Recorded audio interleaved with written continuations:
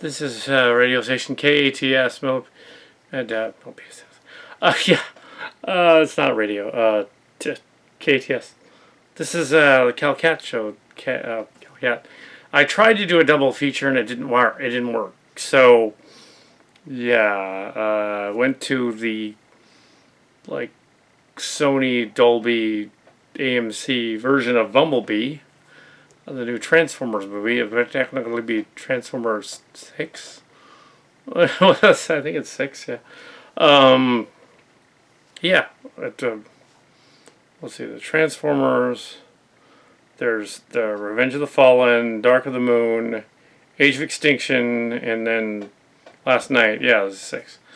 It's a spin-off. They're doing the whole Sony X-Men Fox thing and having it be a prequel. That takes place 20 years before the first movie, but a year after Transformers the movie, but not, sort of. Yeah, so Bumblebee, the critics like it and the fans like it. It's not pervasive. Yeah, it's it doesn't mess with expectations. Yeah, so it's a pleasantly surprising Transformer story. It's by the guy who directed Kobo and the Two Strings, and it is essentially a Steven Spielberg feel-good movie, which the first Transformers movie was trying to be about a boy in his car. This one's about a girl in the car. So yeah, so it's but the Transformer characters in it actually have personalities. You have the Bumblebee, the main hero character. You have cameos by Optimus Prime. You have War on Cybertron opening that was really awesome. That was really good. Way better than the game footage that somebody was showing online. This is the footage from the... No, it wasn't. The movie's completely different. It looks a little like the game, but no, this is actually not. The visuals are quite different. Well, close enough to the others to be G1. They even have a cameo on Cybertron by Soundwave and Ravage ejecting. That was really cool, and it was Soundwave. Yeah, so slightly updated. Yeah, Optimus Prime has his trailer, and he's a cab over cab truck. So yeah, Bumblebee is a Volkswagen in this one. As he comes as a Volkswagen, he's briefly a Jeep, and then he's a Volkswagen. At the very end, there's a spoiler, becomes something else. But I won't give that away. Yeah, Bumblebee just came out, and it was a premiere thing, and there was yeah, I was given. I think I left it behind though. I was given a little trinket thing. Anyway, but yeah, the movie, it works as a Steven Spielberg movie. He produced it. Michael Bay helped, but not terribly. I could tell where he helped because there were some like suggestive jokes and stuff, but no fart jokes. That was nice. It's basically they redid the first Transformers movie and did it better. That's what happened. They basically just like retconned it sort of. There's Cliffjumper has a cameo, and two Decepticons, Dropkick and one other.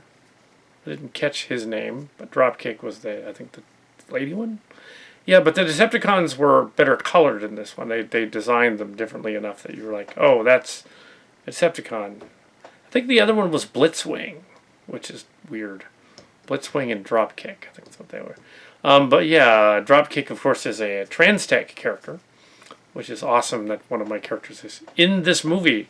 So that's cool. Yeah. So also, but she acts like RC also has a cameo briefly in the Cybertron scene. There might be a little one though. But it might be a little one. But anyway, so yeah, so there's a bunch of guys in this one. Bumblebee movie. It should get your 80s freak on. This one. with Transformers fix. I'm gonna go see it again. Oh, yeah, I was gonna see Aquaman as well, but it didn't happen. And went over to Eastridge. I'll show some footage after the review of Eastridge briefly. No, nothing to, not all that exciting as it turned out. Yeah, but the movie was good. The mall, yeah, it's a mall. But yeah. So your basic plot is Sector 7's origins and stuff, and they're having a sort of a thing. Well, first it starts with a war on Cybertron, and then Bumblebee being ordered to leave to go scout out a base on Earth. There's no indication how they got there, how the hyperdrive would work, or whatever that is. They don't. They just do it. There's no. Yeah, they just go there to Earth. There's one anachronism in the beginning of the movie. Anachronism. Humvees. All the soldier guys have Humvees in 1987. Now, I know Humvees have been around since 1990 or so, 94, the first Gulf War. And it's like, oh yeah, Humvees, yeah, totally would. If Sector 7, well, maybe they were in pre-production at that point, but they wouldn't have looked like they did in the movie. Yeah. So, but maybe they're supposed to be like a version of G.I. Joe, and they just have fantastical vehicles. So I'll let that slide a little and say maybe they had like G.I. Joe vehicles, and they looked a little like Humvees, but really they weren't. They were G.I. Joe vehicles. They would have also had F-14s and F-15s, like Jetfire and Starscream. They would have had other stuff like that. They definitely would have had Tomcats all over the place. They would have looked, yeah, good swing and dropkick. Yeah, so, yeah, so, but curiously enough, they must have cut it out because there's a scene where this cop car is chasing Bumblebee and the girl and her friend are in it, and he's mad at the cop car. And there was a scene there's another character that's for sale out there. That's a character. He's supposed to be Barricade, but they don't show that footage. Him becoming Barricade. So the other scene just ends with him defeating the cop car and kind of getting away with speeding. Yeah, so if that was where Barricade showed up and they just didn't show it, I don't know. So there's a scene missing. But the rest of it is fairly seamless. The radio's a little too updated too. Yeah. And the VCR would have done something else, but maybe they didn't have enough. Yeah, like does she have bootlegs of on Super 8 tape of stuff like The Breakfast Club? It would be VHS tapes. They would be like this big. VHS tape. VCR. Yeah, so the little tapes load into the big machine. That was odd. Why couldn't they find some video cassettes? Actual video cassettes. They still make them somewhere. They could have found them. But, yeah. Except for that, you know. Having grown up in the 80s and having remember 1987 quite well, 30 years ago, 31 years ago. Yeah, like, it's how it was yesterday.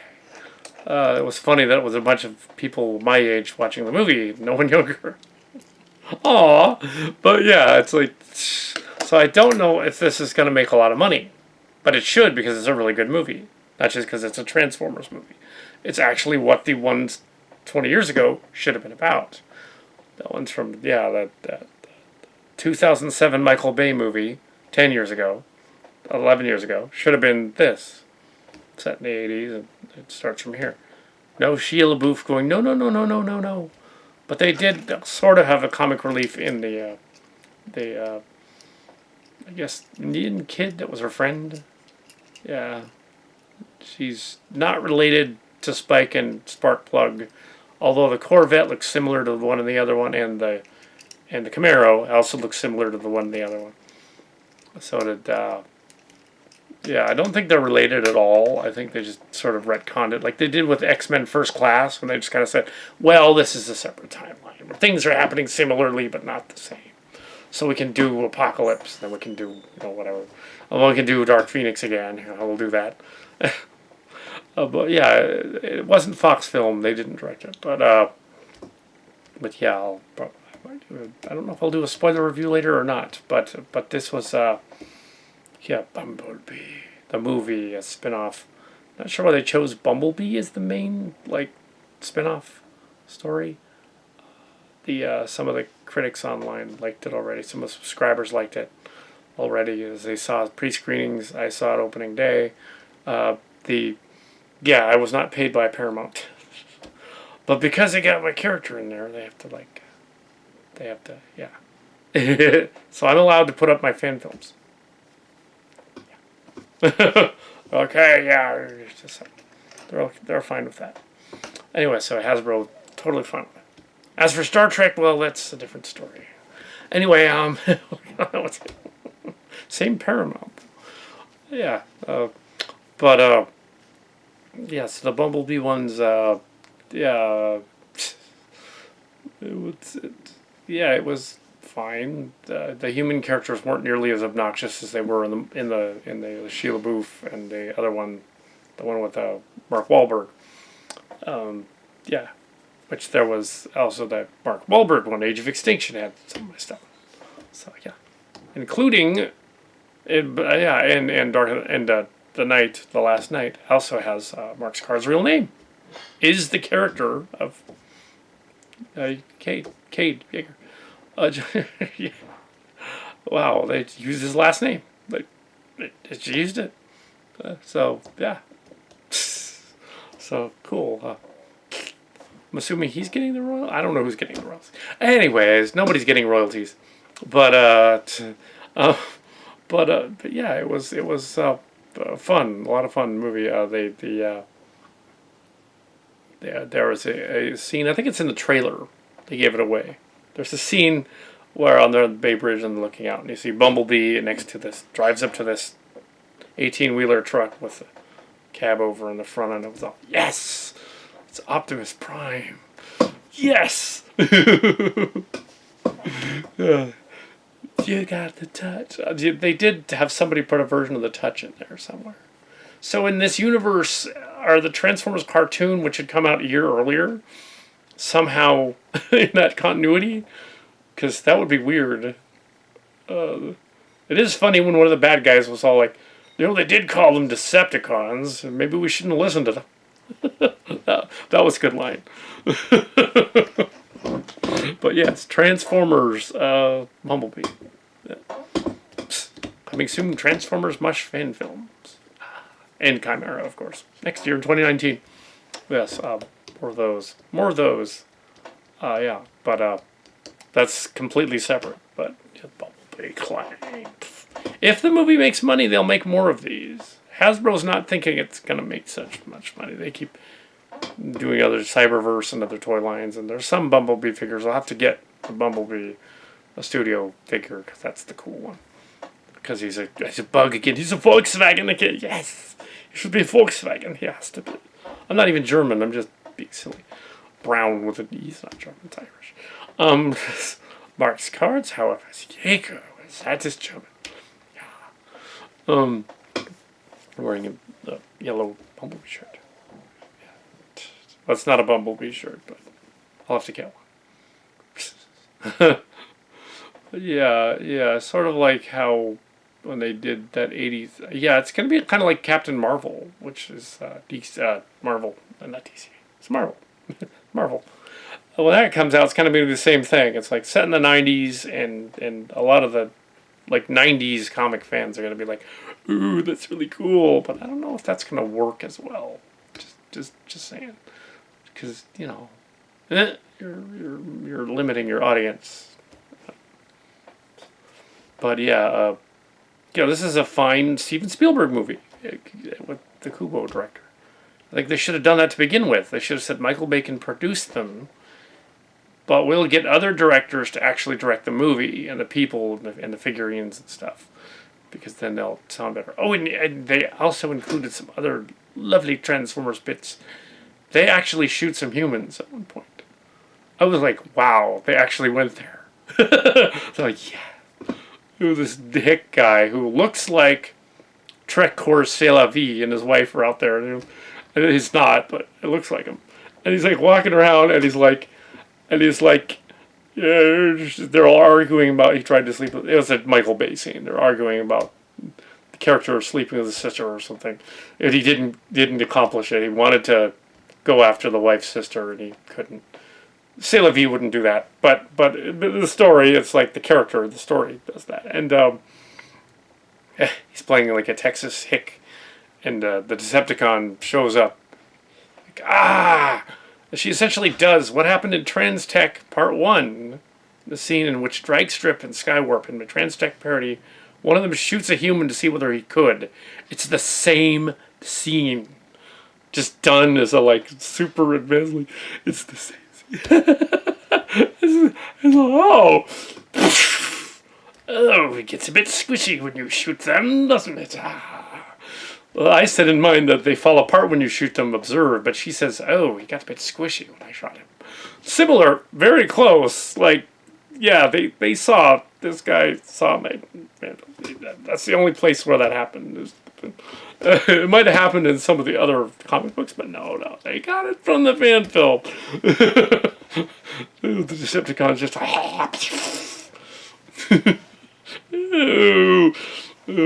mess just goes, water and gore. But it was kind of dark in the scene, so it looked like the gore was just like a splash of like, bleh. But that was gore. There are two gory scenes. There's another scene where one of them shoots a guy. They did it twice. They did the "You're Fired" gag as well, which is from Transtech. 2 Transtech scenes are in this movie.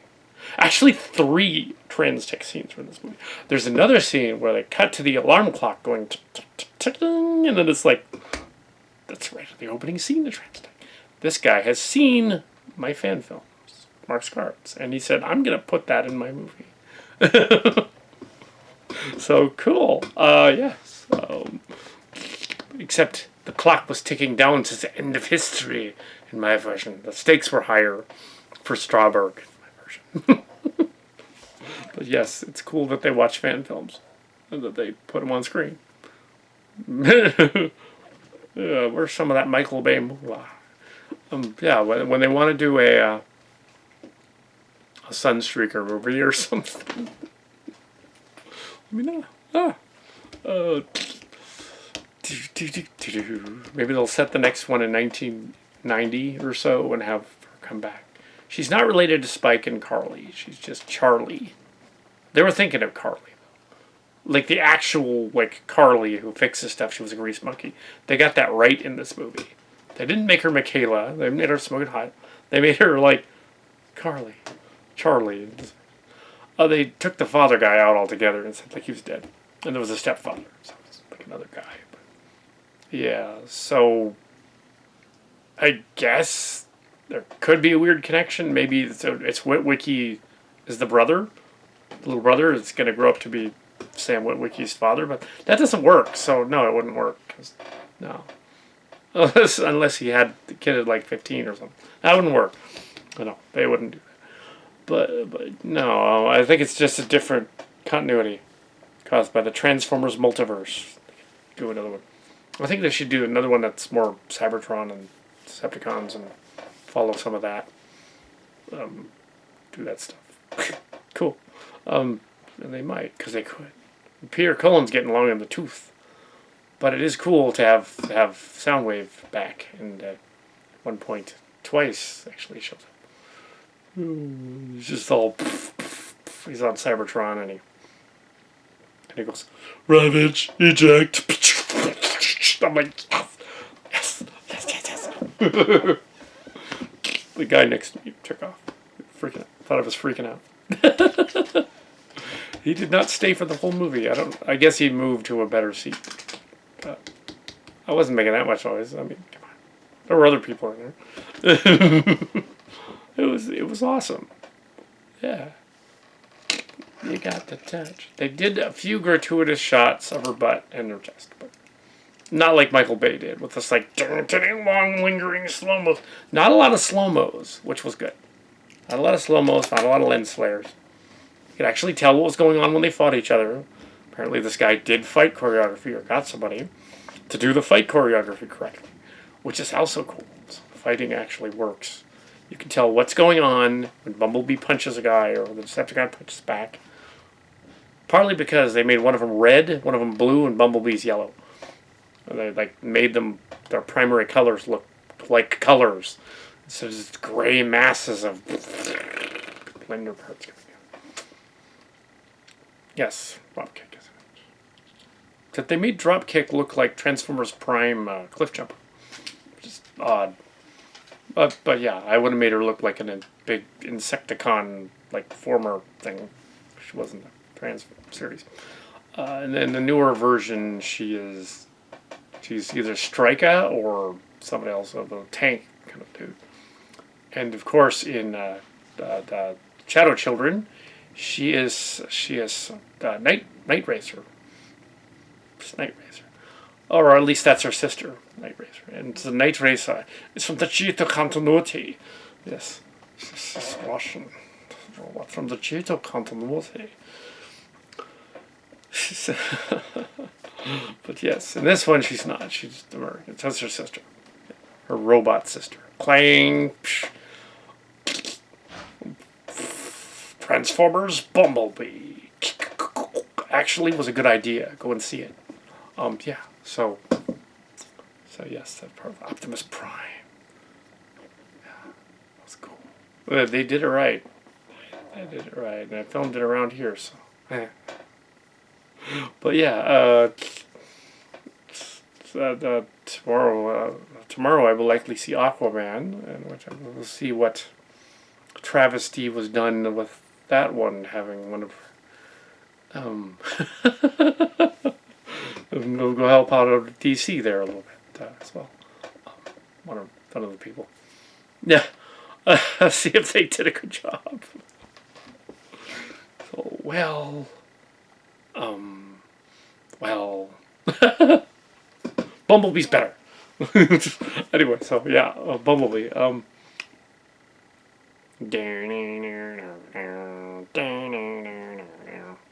Yeah, so we'll see if DC Aquaman. Actually, the last 20 minutes of Wonder Woman were kind of a mess too. People don't remember that. Yeah, that last battle scene was like hard to watch. You couldn't know what was going on. So yeah, it's the trouble with some of these movies doing just a fight scene where it's kind of dark and the heroes and villains have fire and they're shooting at each other. It's like, you want to be able to see what's going on. Don't just be so stylish you can't tell what's going on. Usually when a director does that in a movie, they don't know how to shoot what's going on, so they're just all, let's just film a lot of this. In the dark. No one will notice. My leg comes up. And then I'll be in the background going, stance. And then, so yeah. That's how they do it when they can't show fight choreography. Fight choreography. Fart choreography. That'd be funny. So Bumblebee did not at any point fart. Somebody did mention a fart, but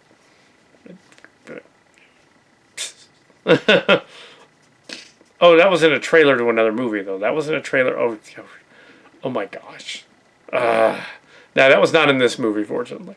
The trailers. So we went over the trailers. Oh, we had Link, the missing Link, Laika's latest movie.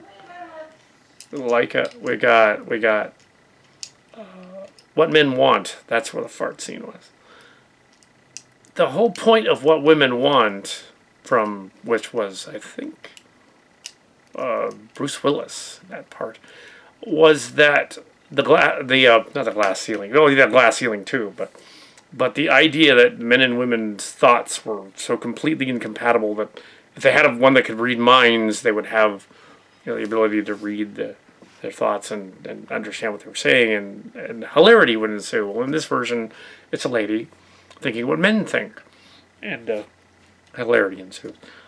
It doesn't look as funny. The other one looks funnier. The original, it just doesn't work.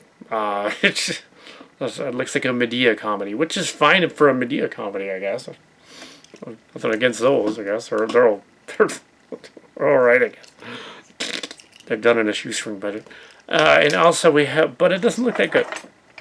And here we have, what was the other one? There was another, like, the dog movie. There's another Dog's Purpose type movie by the same author. Dog running around a long way home. It's been done before many times, but the trailer makes you weep because it's so sad. And it's like, obviously, the trailer gives it away that something nice happens, but still, it makes you weep because of the music and the way it's presented. But as they pointed out on, Doug Jones, Brad Jones, and Sarah Gobble at the Stone Gremlins pointed out. So yeah, as they pointed out, if a movie just makes you cry, that doesn't mean it's good. That means there's a scene in the movie that made you cry. It doesn't mean the movie's good. It means there's a scene. I don't know if I want to see the dog movie. But yeah, Secret Life of Pets 2 was, but that was the other movie. That wasn't with this one. And so also, apparently the walkers over there at Stone Gremlins, their mother passed away. So we're not going to be mean to Stone Gremlins. We weren't going to be mean to them anyway, but we're not going to be mean to Channel Awesome this year. Okay. And next year we'll be nice to them. Yeah. So yeah, they had to move the studio and all that other stuff happened while all of that internet stuff was going on. So yeah, over there. So yeah. So now you know because you've seen their reviews. They reviewed a movie that I recommended. They put it up there. So go and see their review of the Nutcracker 3D and stay for the end, in which they reveal what was actually going on behind the scenes at Channel Awesome. It was Death in the Family that they had, which is unfortunate. It sucks. It's the holiday season. It sucks that they had that. But also there was other stuff that caused the studios to move around and stuff. So they did finally kind of reveal what was going on, other than just the internet and the guy they had let go and all that other stuff that happened starting last April. There will be a documentary feature Cillian story dealing with a version of Channel Awesome, but all the names are changed later on. Anyway, this is my review of BumbleBee. I'm not associated with them, although I'm still subscribed to them, and they're still subscribed to me, so it's cool. It's good. We're good. Yes. There's been no deaths over here, fortunately. And, yes, that's BumbleBee. And tomorrow I'm going to see Aquaman. The whole week. It's December. It's near Christmas, so I got to see all those. There's not a lot of Oscar movies. But yeah, there are some, and I mentioned some on my Oscar bait thing. But add BumbleBee to the list of science fiction fantasy movie of the year. Add BumbleBee as well. I think Black Panther is a little better, so it'll just be on the list. but yeah. So anyway, there's my review.